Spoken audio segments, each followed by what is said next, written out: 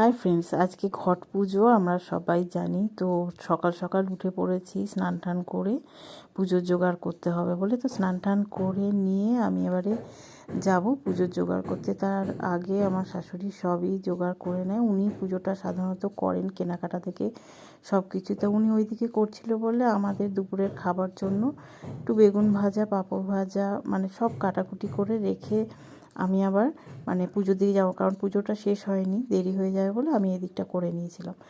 তো পুজোটা প্রায় হয়ে এসছে, সব কিছু হয়ে গেছে, পুজোর সব করা। তা যাই হোক, এবারে পুজোর আসল জিনিস যেটা ব্রতকথা, ওটা অবশ্যই শুনতে হয়। তো আমার শাশুড়ি ব্রতকথা পড়ে ঘটে জল ঢালা কমপ্লিট করে, আমিও ঘটে জল ঢেলে কমপ্লিট করে তো রান্নার ওদিকে গেছি। ভিডিওটা এই পর্যন্ত। ভালো লাগলে অবশ্যই সাবস্ক্রাইব করবেন।